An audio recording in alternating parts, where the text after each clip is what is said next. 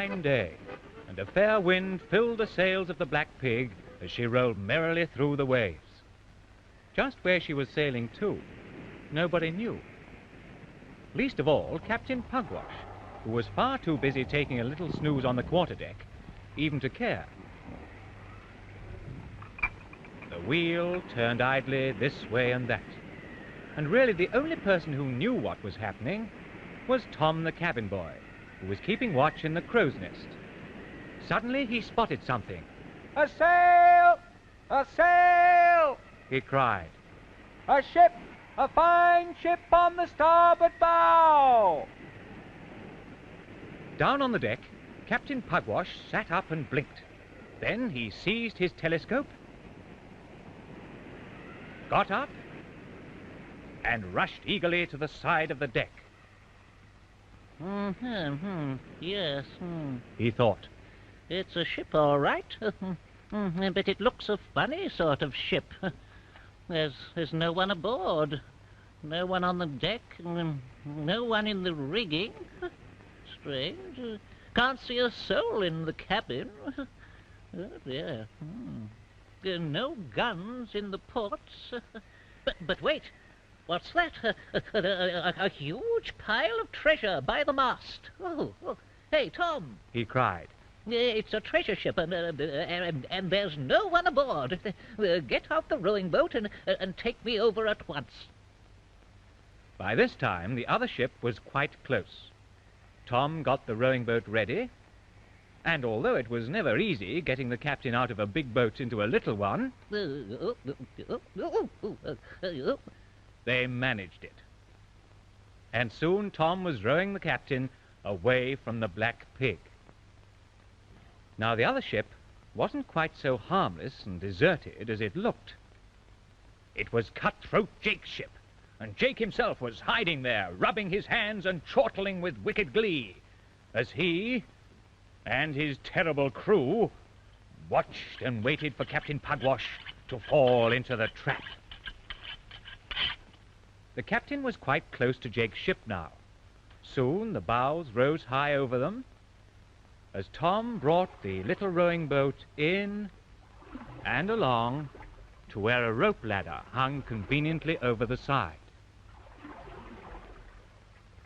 Captain Pugwash wasn't usually much good at rope ladders, but he was so excited that he managed this one quite easily. He jumped onto the deck, and there was the treasure, even more splendid than he'd imagined. For one brief moment, Pugwash gazed in happy delight at his prize. And then, "Grab him, boys!" shouted Cutthroat Jake. "We've got him this time!"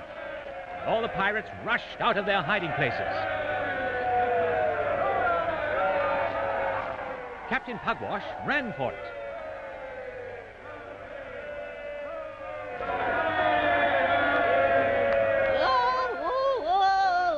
But they were too fast for him, and very soon he was well and truly caught. "Gotcha!" said Jake. "Now then, boys, what about that plank?" "Ah, good.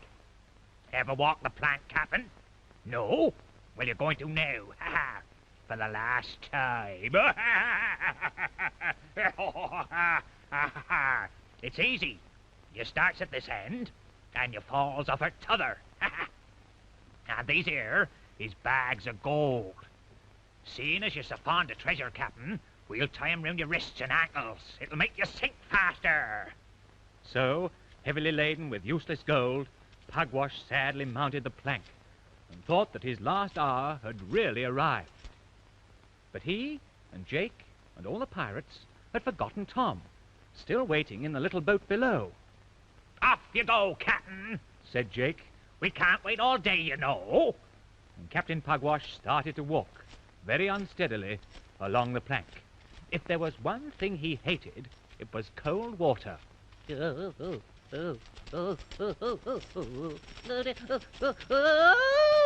"Wait for it!" yelled Jake.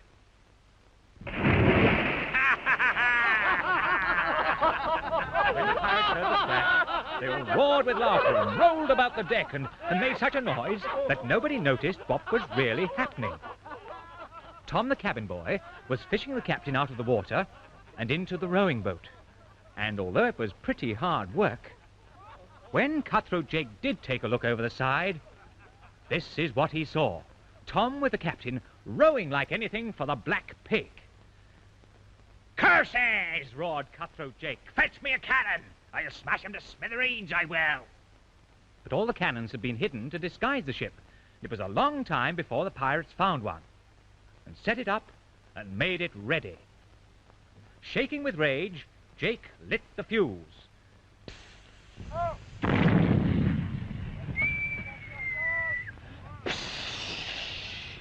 The first shot missed.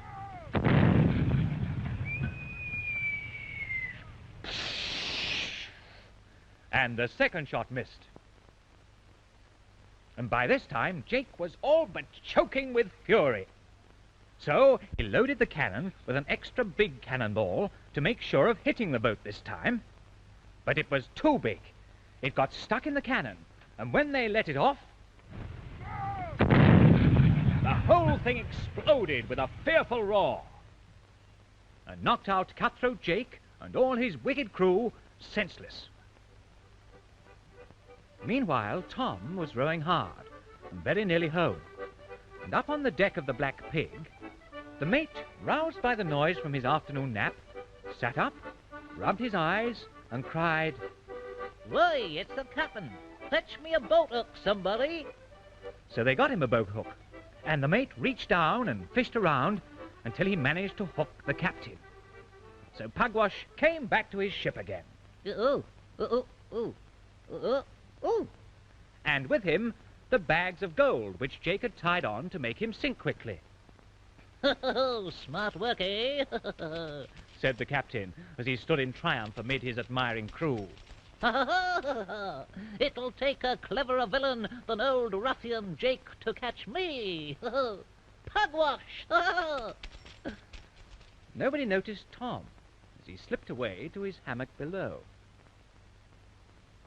Oh, well, thought Tom as he settled down to sleep, it's a good thing there was somebody there to catch him.